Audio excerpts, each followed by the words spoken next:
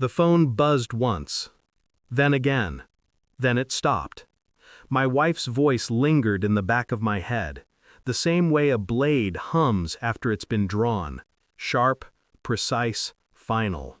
"Don't come. You'll make it awkward." Our daughter agreed. "She deserves her day, Dad. Please don't ruin it." So I stayed home, alone, watching the rain slide down the window like a funeral procession for something already gone. I didn't even know what hurt more, the rejection or how easily they said it. At 8:17 p.m., the TV flickered with breaking news. A wedding, a brawl, guests screaming, cameras flashing, a white dress stained with red.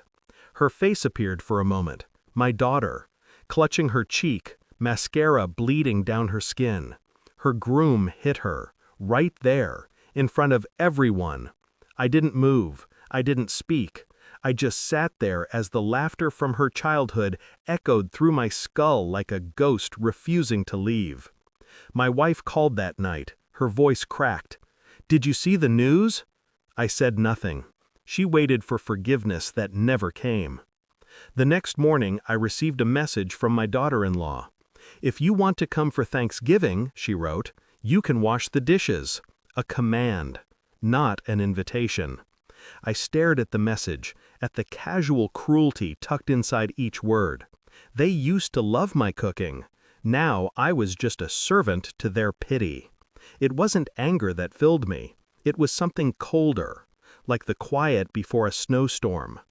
My wife had always said I was too proud, too stubborn. She called it toxic masculinity. I called it memory. I remembered every sacrifice, every late night building the business that now bore her name. Every time I said yes when I wanted to say no. They took everything, house, money, even my daughter's affection. But what they never understood was that I didn't fight for the things they saw. I fought for control. And I had just realized something. They still believed I had none left. I began to watch from a distance. My daughter moved back into her mother's house after the wedding collapsed. Her husband was arrested, then bailed out by his wealthy family. My wife comforted her, posting photos online of strong women standing together. There was no mention of me, not one. Silence can be a weapon, and I was sharpening mine. I went through the old files, bank records, joint accounts, trust documents, all the signatures I had written before the divorce. She thought she'd erased me from everything. She hadn't. One holding remained, an offshore investment I'd made 20 years ago under my grandfather's name, forgotten even by me until now. It had grown, quietly, exponentially, enough to buy back the house, twice, enough to walk away and never return. But walking away wasn't enough. No, I wanted them to see, to understand what it felt like to be dismissed, belittled, erased. I made calls, sold assets, bought new ones under a new name. Switzerland, Geneva, clean, cold, silent, perfect. Then I waited. 3 months later, my daughter-in-law called again. A holiday invitation, this time wrapped in fake politeness. "We'd love for you to join us," she said, "if you can help in the kitchen." The tone was syrupy, practiced. My wife in the background, whispering. I smiled. "Enjoy," I said. Then, that night, I posted photos. Marble floors, fireplace, alpine peaks through the glass. Caption, "Home for the winter." I didn't tag anyone. I didn't need to.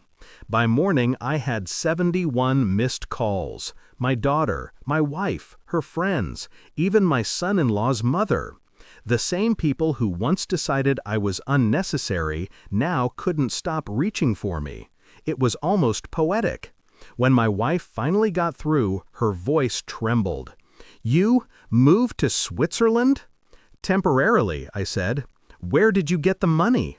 I didn't answer. She knew.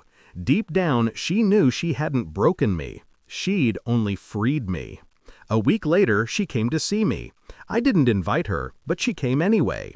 Tears on her face, humility dripping like cheap perfume. "This isn't you," she said, stepping into the villa. I looked at her reflection in the glass wall, older, tired, still performing. "Maybe you never knew who I was." She laughed nervously. "You could have told me about this. We could have." "We? There's no we. You told me to stay away. I listened." She flinched. The truth hurt more than anything I could have said. "I made mistakes," she whispered, "but we're still family." I turned to her. "My family didn't want me at my daughter's wedding, or at Thanksgiving. They wanted my silence. They got it." Her lip trembled. "You're cruel." "No," I said quietly, "I'm consistent." I handed her a glass of wine. She didn't touch it. Instead, she looked around the villa, at everything she once thought I'd lost. It wasn't revenge. It was revelation. She finally saw the version of me she'd tried so hard to destroy, and realized she'd failed. That night, after she left, I stood on the balcony overlooking the mountains. The air was cold enough to numb my hands. Below me, the lights of the valley flickered like dying stars. Each one a reminder of everything that used to matter. My daughter sent a message later. "Dad, can we talk?" I read it, didn't reply. Silence, once again, said more than words ever could. People think revenge is about payback. It's not. It's about restoration, reclaiming the space they convinced you to abandon. I didn't need them to suffer. I just needed them to see me. And they did. For the first time, they finally looked. I poured another drink, set the phone face down, and let the snow fall quietly outside. Everything was white, clean, untouched, just the way I wanted it. End.